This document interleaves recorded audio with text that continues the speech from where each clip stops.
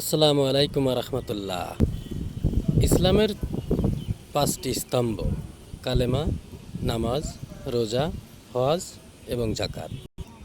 এই 5টি স্তম্ভের মধ্যে দুটো তিনটে আমরা সব সময় সঠিকভাবে পালন করার চেষ্টা করি। তার মধ্যে একটি হলো সালাত বা নামাজ। 5 ওয়াক্তে প্রতিদিন আমরা মসজিদে গিয়ে জামাতের সহিত নামাজ আদায় করছি। তারপরে রমজান মাসে 30 দিন আমরা সিয়াম পালন করছি বা রোজা রাখছি। আর প্রথমত যে কলেমা অর্থই হচ্ছে আল্লাহকে বিশ্বাস করা, নবীকে বিশ্বাস করা, কোরআনকে মানা এবং ফেরেশতাদেরকে বিশ্বাস করা। এগুলোই হচ্ছে কলেমা, যা করতে আমাদের টাকা খরচ হয় না, অর্থ খরচ হয় না, কিছুই না।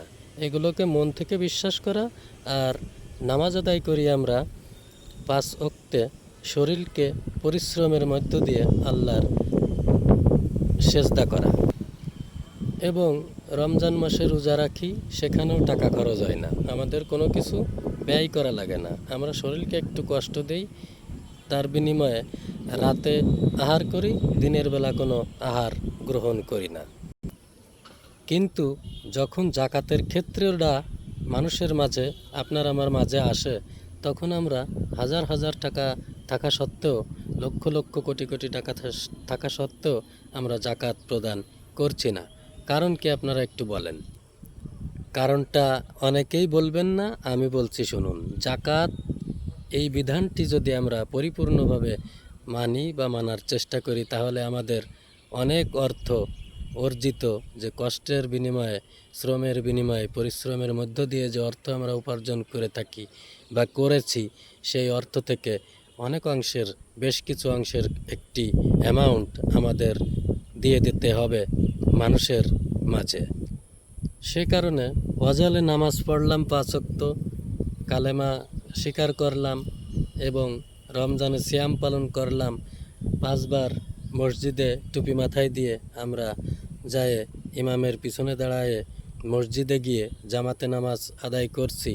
এর বিনিময়ে কি আল্লাহ পাক বলেছেন নাকি যে 5টা স্তম্ভের যে কোনো একটি যদি তোমরা না করতে পারো বা না করো, তার জন্য তোমাদের জান্নাতে যেতে কোনো অসুবিধা হবে না? এরকম তো কোনো কথা হাদিস কোরআনে উল্লেখ করা নেই। তাহলে যখন জাকাতের প্রসঙ্গটা আসে, তখন আমরা সমাজে আপনি খুঁজে দেখবেন কতজন মানুষ যারা জাকাত দেওয়ার মতো অবস্থায় আছে, কতজন মানুষ জাকাত দেয়। একটু হিসাব করলে আপনি আপনার হিসাবটা মিলিয়ে নিতে পারবেন। ওটা পালন করি না এই জন্য, জাকাত দিই না এই জন্য যে টাকা ইনকাম করতে খুব কষ্ট হয়, পরিশ্রম করা লাগে, খুব কষ্টের বিনিময়ে টাকা ইনকাম করা লাগে, এই টাকা দিতে খুব ব্যথা লাগে, তাই না?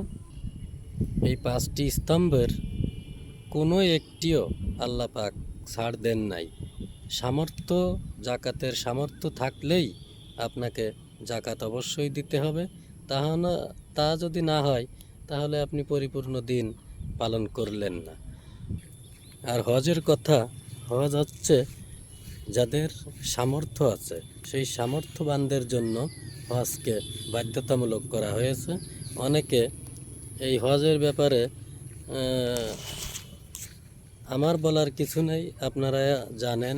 হজ অনেকে করতে যায় 5-7 লাখ, 8 লাখ, 10 লাখ টাকা খরচ করে।